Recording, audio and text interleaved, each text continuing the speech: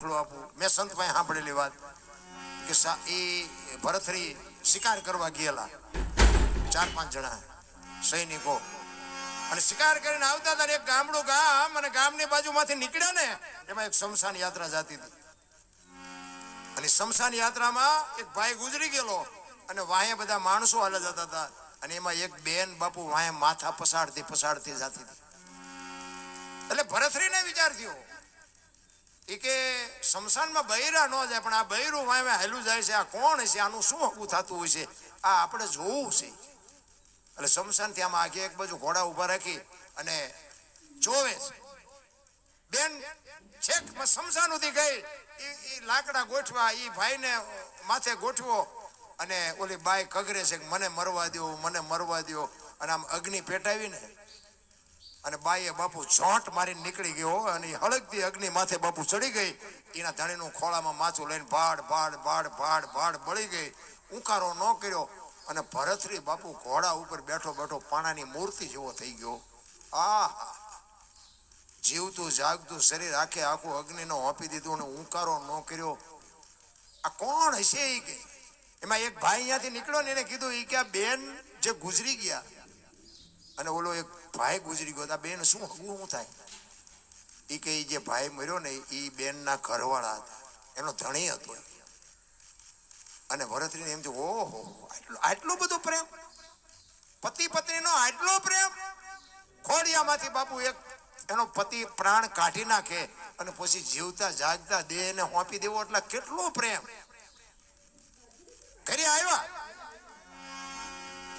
ઘરે આવીને આમ સોફા સેટમાં ઈંડોળામાં બાપુ બે આમ તમે જોવો ને સોન મૂન બેઠો તો ભરથરી પિંગળા આવીને પૂછે છે પિંગળાને એમ થયું કે માઇલપા ગીર્યા ભેગા મારી યારે હરીને દાંત કાઢીને વાત કરે આજ મારા સામે નજર નથી કરતા પિંગળા આવીને કહે છે સ્વામિનાથ પાણી લઈ આવું ચા લઈ આવું જમવા લઈ આવું ભરથરી બોલતો નથી પિંગળા કે પણ થયું છે શું તમને પછી બોલ્યો એ કે પિંગળા આજ મેં એક ચિત્ર જોયું ને મારું મગજ હજી કામ નથી કરતું શું એવું ચિત્ર એ કે એક ગામની બાજુમાંથી નીકળ્યા ને અહીંયા શમશાન યાત્રા નીકળીને એની પત્ની હતી ને એના ધણીને ખોળામાં માથું લઈને જીવતી હળગી ગઈ કે ઉકારો ન કર્યો એ બેનો પ્રેમ જોઈને કે હજી મારું મગજ કામ નથી કરતું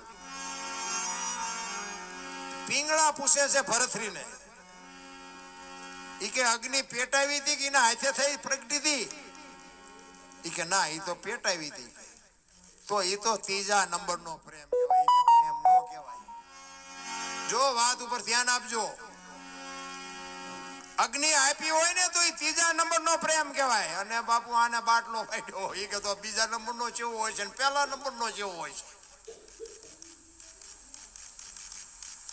છે એ કે તો બીજા નંબરનો કેવો હોય ઈ કે અગ્નિમાં બેહે અને હરિનું સ્મરણ ચાલુ કરે ને જમણા પગના અંગોઠેથી અગ્નિ પ્રગટે ને બીજા નંબરનો કહેવાય અને પહેલા નંબરનો કે એને કહેવાય કે કોક એમ કે તમારા પતિનું અવસાન થયું એ અવાજ કાનમાં પડે શ્વાસ અંદર લીધો હોય તો બહાર ન નીકળે ને બહાર લીધો હોય તો અંદર ન જાય ને ખોળિયામાંથી જીવ નીકળે આ પહેલા નંબરનો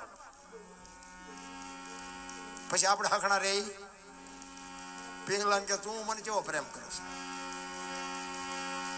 આ ઘરમાંથી ઉભા કરી છે ને એ ડકા છે જો શાંતિથી રળી ખાતા હોય કઈ લપત નથી ઘરમાંથી ઉભા એક તમને વચ્ચે એક બનેલો દાખલો કહું હકીકત હોય અહીંયા અમારે પડખે ગામ છે અહીંયા બનેલું આ હકીકત બનેલું અને હજી આજે છે પાછા તમારે અમુક વાતના પુરાવા જોતા હોય મને ભેગા થઈ ગયો હોય ત્યાં પતિ પત્ની રે આ જોક્સ બોક્સ નથી હો હકીકત સાચી વાત છે આ બધું લાઈવ છે એટલે નામ ન લેવાય પતિ પત્ની રહે ને બેન ઘરનું કામ કરે અને ભાઈ ખેતીનું કરતા એટલે બેન રોજ રસોઈનું ઘરનું કામ તો રસોઈ ને વાસણ નાન તેને બધું એવું હોય ને એટલે બેન રસોઈ બનાવતા હતા ને એમાં એક પાપડનું પડીકું રોજ આડું આવતું એને એમ થયું કે આ શેકી નાખવા દે રોજ આડા આવે હું મારો ઘરવાળો બે ખાઈશું શેક્યા પાપડ અને એનો ઘરવાળો આવીને પછી જમવા બેઠો એટલે બધું રસોઈ બનાવી દે આપી પાપડ મૂક્યા હવે જો ઓલો સાનો માનો ખાઈ લે ને તો વાંધો નહીં પણ એને જ વંટોળીઓ ઊભો કર્યો એની વહુને કે આ પાપડ ભાંગી દે એટલે એની વહુ કે પણ તમને ભગવાને હાથ નથી આપ્યા એ કે તું મારી વહુ છું, હું તને કહું તારે મારે કરવું પડે. એ કે વહુ છો એમાં ચા મેં ના પડી, હું તમારી વહુ છું એટલે તમારા ઘરના બધા લપાસા ઢળડું છું. એ કે મારે સાંભળવું નથી, કે ભાંગી દેવાનો નથી ભાંગી દેવાનો. હવે તો આપણે બહેરાને આપણે ન ઓળખતા હોય, મેળ હોય તો ભાંગી દે ને ન હોય ભાંગી દે. એ કે ભાઈ ખાના મને ખાઈ લો ને નકામાં ઘર ઉઠી કરશો. એ કે ભાંગી દેવાનો નથી ભાંગી દેવો, એની બહુ નથી ભાંગી દેવો. ઘર ભાંગી ગયું બાપુ, પાપડ ન ભાંગ્યો એ રખડે બે. અને તમે ખોટું માનતા હોય ને તો હવે હાલો મારી ભેગા, હું તમને હવે કે સમાધાન કરાવો. એટલે પાપડ ન ભાંગે બૈરા રાખી શકો. શું સમાધાન કરાવવું? આ વંટોળિયા ઘરમાંથી ઉપર ન કરતા હોય તો. ઈ ભરતરી પિંગલાને કે છે કે તું મને પ્રેમ કેવો કરાશ? અને બાપુ પિંગલાને હબાકો આવ્યો હોય કે આ દરબારને જે મગજમાં ભૂસું ભરાણું છે ને, એ દરબારને મારે કેમ સમજાવાય? કારણ કે આપણું બૈરું હોય તો સ્વાભાવિક છે, ગમે એવો પ્રેમ કરતી હોય તો આપણું બૈરાને આપણે પૂછો તો આપણું બૈરું હિંમત ન કે હું તમને પહેલા નંબરનો જ કરું છું, પછી ભલે છેલ્લા નંબરનો કરતી હોય પૂછવા એટલે બધા એમ જ કે. પણ નયન ચેક જો પહેલા નંબરનો કરતી હોય તો થઈ જાય ને ધોયેલ મૂળા જેવો, કંઈક ને કંઈક ઊભું થાય. આ ભરતરીને ઈ થયું બાપુ. પિંગલા કે તમે એ બધી માથાકૂટ મૂકો, જે કરતા કરો. એ કે ના ના એવું નથી, પણ તું મને આમ ખબર પડે નહીં. પિંગલાને એમ થયું કે હું આમને સાચી હકીકતની વાત કરીશ ને, પણ આ મારી વાતને સમજી નહીં શકે. અને આપણે છે ને આપણા બૈરાને, ભલે હું એવું નથી કહેતો બધા બૈરા હોશિયાર જ હોય, પણ અમુક બાપુ આપણા ઘરના બૈરાની વાતે કંઈક નોંધ લેવી હોય, આપણે એનું કંઈક થોડું સાંભળવું. પછી આપણે ધણીનું પદ મળ્યું છે ને એટલે નકરા આપણે જ નકરા ધોકા સાંભળવી વ્યાજબી નથી.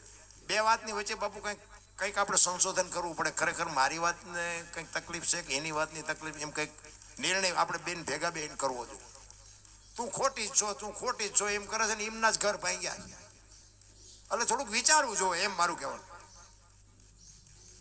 પિંગળાને બહુ આને આજીજી કરીને પછી પિંગળાને એમ થયું કે આને જાઉં જ નહીં કહું ત્યાં ત્યાં મારું લોહી પીશું. અને પિંગળાએ પછી ભરતરીને કીધું, હો ભાઈ, એ કે દરબાર પ્રેમ હું તમને પહેલા નંબરનો કરું છું, પણ અખતરો ન કરતા ને રોતા નહીં આવડે. પ્રેમ પહેલા જ નંબરનો કરું છું, પણ જો અખતરો કર્યો ને આ ખોડિયામાં જીવ વ્યો જાય ને તો બાપુ રોતા નહીં આવડે. આ તમને કહી દઉં. બાકી તમે મને માનતા હોય આમ કરતી હોય બસ, પણ આપણે હરખા મરતા જ નથી, હખણા રહે જ નહીં. એટલે હું તો બહેનોને એટલે કહું છું, તમે જુઓ માં સંતાનને 9 મહિના ઉદરમાં રાખે, જન્મમાં આપે, લાલન પાલન, બેહતા બોલતા ખાતા પીતા બધું માં શીખડાવે. નામ બાપાનું લાગે, બોલો અન્યાય નથી એમાં. હું આવી જાઉં, હું બાપામાં આવું. તમે જુઓ જેટલો માનો ભોગ છે એટલો બાપનો નથી. આખી દુનિયાને ખબર છે, મને તમને બધાને ખબર છે. પણ આ માનું સમર્પણ છે, માનો ત્યાગ છે. માએ કીધું એની વાય એને બાપાનું રાખો. એ કે કેમ? એ કે આ કોથળીઓ તોડીને ઊંધું માથું ઘાલીને છે, ધૂળીમાં માથું ઘાલીને પડ્યો હોય કોઈ કેમ કે કોનો છે, ફલાણી માનો છે, મારા ખોળિયામાં જીવ નહીં રહે, કે એની વાય એને બાપાનું રાખો. જો આનું નામ સમર્પણ. અને હારા છે ને એની વાય માનું લાગે. હનુમાનજી કોનો, અંજનીનો, કર્ણ કોનો, કુંતીનો, ભીષ્મ કોનો, ગંગાજીનો, શિવાજી કોનો, જીજાબાઈનો, ગાંધીજી કોનો, પુતળીબાઈનો. હારા માના બગડેલા બાપા. માં તો માં છે ભાઈ. એટલા માટે બહેનોને હું જ્યારે હું ગમે આ પ્રોગ્રામ જો બહેનોને હાથ જોડીને કહું, મારી વાત અમુક તમને કડવી લાગે, પણ તમે તમારા દેહના પ્રદર્શન ન કરો. તમે ધારો છો એવી દુનિયા નથી. હું તો હાથ જોડું છું. દેહના પ્રદર્શન ન હોય. તમે શક્તિ છો, ધારો તો આજે બાળીને ભસ્મ કરી દો એ તાકાત છે તમારામાં. અને મેં હમણાં કીધું એમ, જ્યાં ધર્મ ધ્રુજો બાપુ, તમે હવાર સુધી કહો તો હવાર સુધી દાખલા આપું દીકરીઓના, કે આ દીકરીએ ભોગ આપ્યો, આ સમર્પણ કર્યું. અને જણે કંઈક કર્યું હોય કોને મારે કહેવા થાય છે, કર્યું જ નથી. રામચંદ્ર પરમાત્મા વનમાં ગયા ને સીતાજી હારે હારી ગયા, અને ત્યાંથી 14 વર્ષ પૂરા કરીને આવ્યા ને પછી હમણાં બાપુએ ભજન ગાયું ને, સતી સીતાજી રથમાં બેઠા, લક્ષ્મણ આકર, સીતાજી ગયા, રામ ન ગયા રે. બધાને ખબર છે કેમ ન ગયા, શું કામ ન ગયા તો મારો રામ જાણે, પણ ગયા નથી.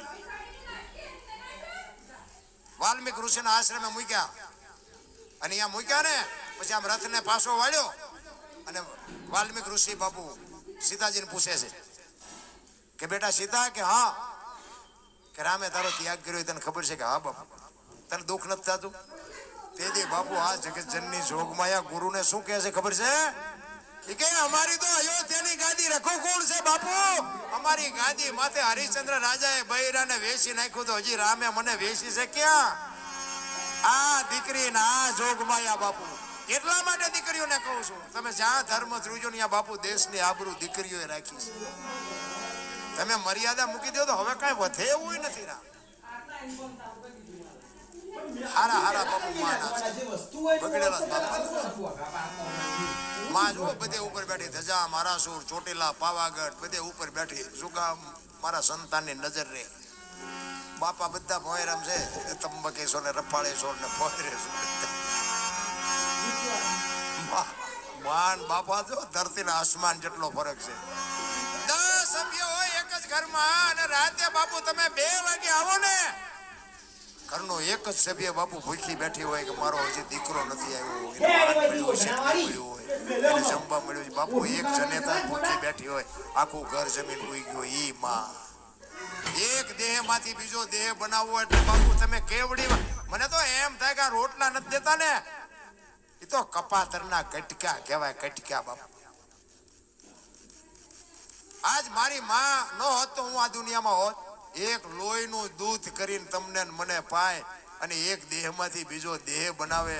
મારો દીકડો મારો દીકડો મારો દીકડો, અને ઈ જો છેલ્લે માને બટકું રોટલો ન મળે જિંદગીમાં બાપુ, કરોડો રૂપિયાના આસામી હોય ને તો